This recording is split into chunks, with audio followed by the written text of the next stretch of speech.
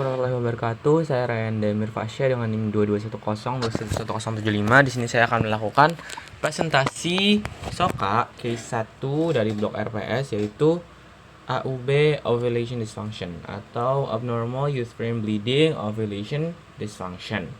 Di mana di sini ada seorang pasien bernama Nyonya Menorea. Dia itu berusia 25 tahun, dia datang ke rumah sakit dengan keluhan dia itu 4 bulan udah mengalami menstruasi yang tidak teratur dan perdarahan yang berat. Lalu didapatkan bahwa diagnosisnya itu adalah AUB ovulation dysfunction. Jadi pada AUBO ini dia itu ada beberapa faktor yang mempengaruhi. Yang pertama itu adanya idiopatik.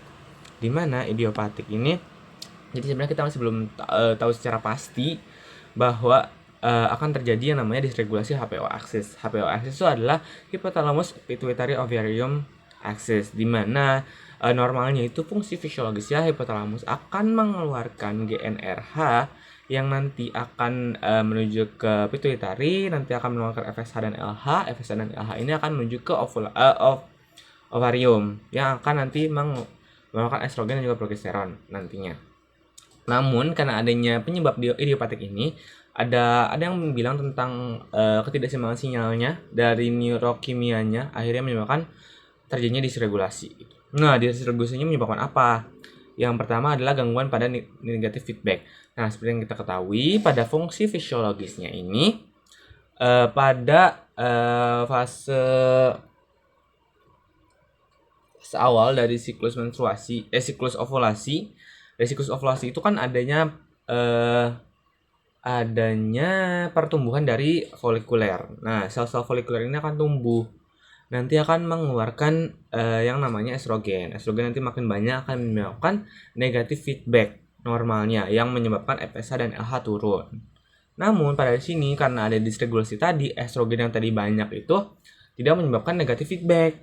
Itu pada mid phase itu harusnya menyebabkan negatif feedback yang akan menurunkan FSH dan LH. Nanti kalau FSH dan LH turun akan menyebabkan folikuler itu berhenti tumbuh. Jadi ada yang mati dan akan meninggalkan satu saja yang dominan.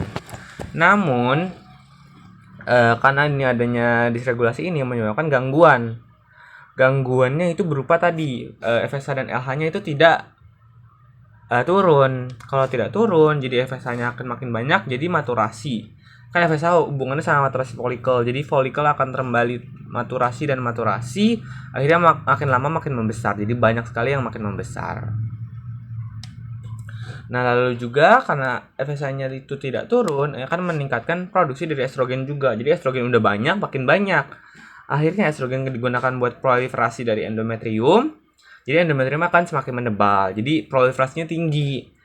Namun kalau udah menebal ini dia biasanya rapuh karena kalau nggak ada progesteron yang untuk diferensiasinya. Nah, lalu ada gangguan pada positive feedback. Nah, normalnya juga kalau misalnya udah tadi di mid phase itu kan dia ada negative feedback. Kalau sudah di late phase, di mana sudah terjadi adanya satu folikel yang dominan, dia akan meningkatkan estrogen. Estrogen yang banyak ini malah akan menyebabkan positive feedback. Positive feedbacknya itu ke hipotalamus yang akan meningkatkan LH dan FSH sebenarnya. Tapi FSH itu akan diinhibit oleh corpus luteum. Oh iya, ya pokoknya akan diinhibit, akhirnya akan peningkatan LH saja. Namun pada di sini itu adanya gangguan positive feedback. Jadi LH yang harusnya keluar banyak yang menyebabkan LH surge itu tidak jadi. LH surge itu berfungsi untuk ovulasi. Jadi dia akan mengeluarkan ovumnya dari sel folikel yang sudah dominan tadi. Namun karena tidak terjadi LH surge, tidak ada produksi dari prostaglandin, akhirnya menyebabkan tidak ada enzim proteolitik. Nah, enzim proteolitik itu digunakan untuk membuka atau menyobek lah ya dinding dari folikel agar bisa keluar. Namun karena tidak adanya prostaglandin yang meningkatkan enzim ini, proteolitiknya nggak ada, dinding folikelnya nggak pecah, akhirnya ovumnya tidak keluar, menyebabkan anovulasi atau ovulasinya itu tidak terjadi.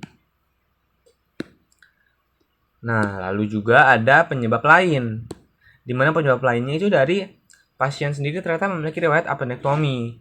Dia sudah diambil appendixnya karena terjadi adanya radang usus buntu.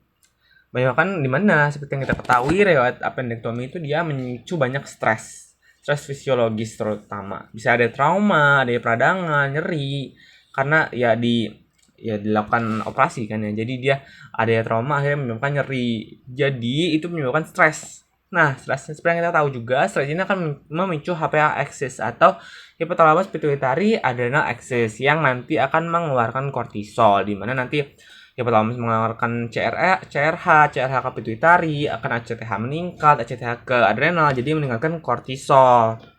Nah, kortisol ini dia itu bisa menghambat sekresi dari GnRH. Jadi GnRH-nya itu tidak keluar. Yang lama-kelamaan bisa juga menyebabkan anovulasi juga. Karena tadi GnRH nggak ada, FSH nggak ada, nanti estrogen nggak ada, dan lain-lain. Akhirnya anovulasi. Gitu.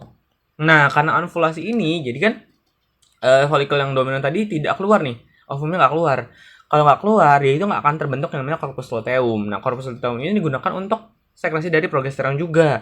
Di mana progesteron sendiri fungsinya untuk diferensiasi dari endometrium. Jadi endometrium itu bukan hanya tebal, namun dia juga akan stabil.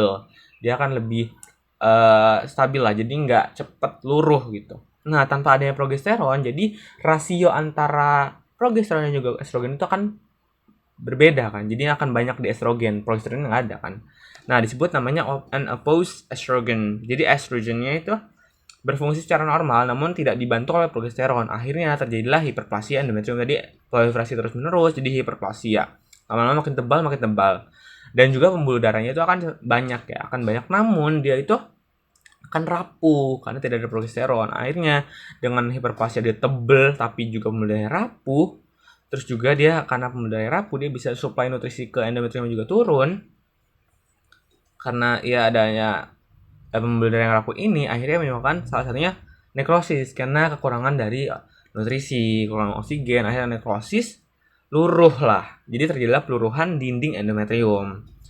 Nah, dari luruh ini menyebabkan abnormal uterus bleeding yang menyebabkan dia irregular dan heavy menstrual. Jadi dia bisa prolong dan juga banyak gitu. Karena tadi tebal, makin tebal dia banyak yang keluar, dan juga tebal dia makin lama makin banyak, makin panjang siklusnya.